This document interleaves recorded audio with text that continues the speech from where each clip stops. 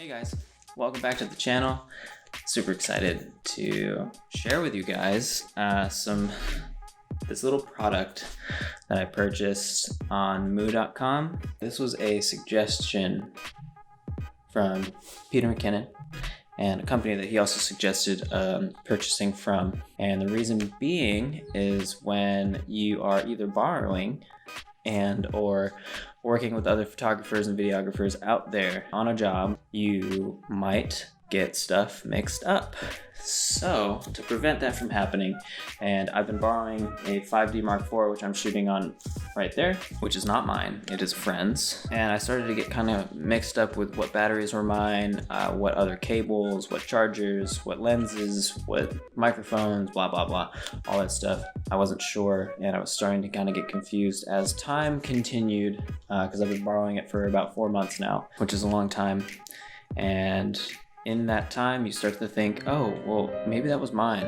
Did I purchase that? I'm not too sure. Oh God, I've been on Amazon for the past 4 months as well, and I keep buying stuff. Like, I am losing track of what's mine. So, again, going back to Peter McKinnon, thank you for the suggestion. I ended up purchasing these about 2 weeks ago, and I just got them today, and they are fantastic. They're really nice and small, so you can stick them onto your camera body, onto cages, batteries, etc. But you can also customize them. I've already used a bunch of pages, so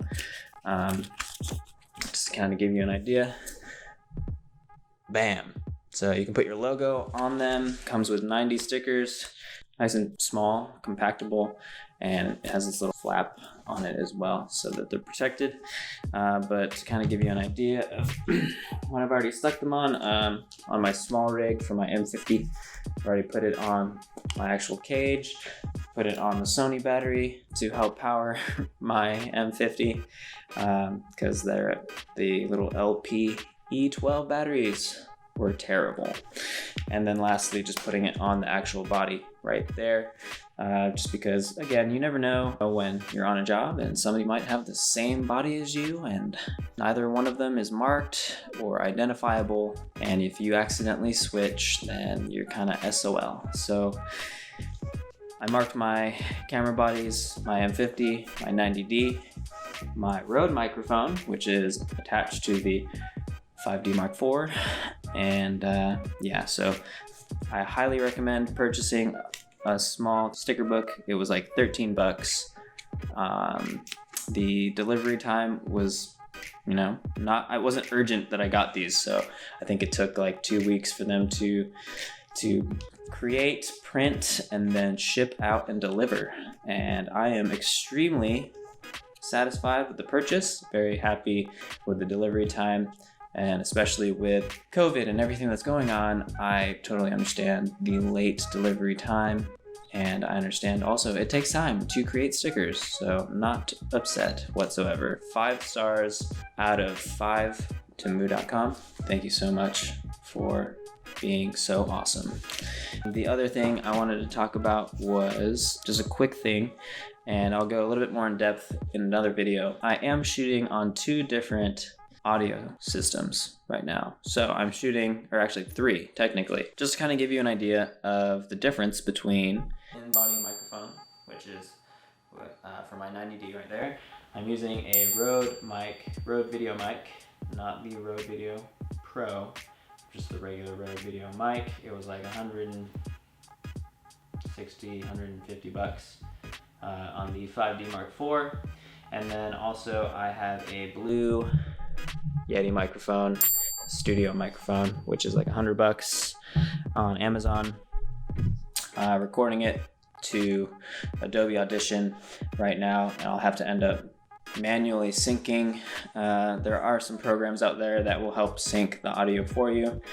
For me personally, I like to just sync it myself, as I don't have a ton of projects that I'm currently working on to need to do such like an efficient way of doing that. Also, those softwares cost money, and I'm not making enough to really justify purchasing that kind of software at the moment. That's another thing. it's not too difficult to sync up the footage with the audio. After you kind of get used to not only looking at sound waves and the audio files, you can do it pretty quickly after a few times. The in-body microphones generally aren't very good, especially when it comes to Canon. I think with the 90D, I have the microphone set to about halfway. So pretty average pickup. It'll probably sound relatively reverby. This room that I'm currently in is medium-sized. Things that absorb the sound waves from bouncing off. So there's some glass, there's some windows, open areas, open ceilings, open doors, all that stuff. So it might sound really reverby. On the Rode Videomic, and especially attached to the 5D Mark IV, the 5D Mark IV has just an awful in-body microphone. I was extremely surprised when I first started using that camera because, surprisingly, on the M50, the in-body microphone was not super bad. Canon must have done something with this body to allow it to do just kind of really great audio. I've used it for, video conferencing and Zoom meetings and Facebook meetings, Google Hangouts, all that stuff without having a microphone attached, and it sounds great. Same thing with just shooting video and using the raw file and the raw footage. The sound actually sounded pretty good. It wasn't super reverby, there wasn't a lot of echo or delay.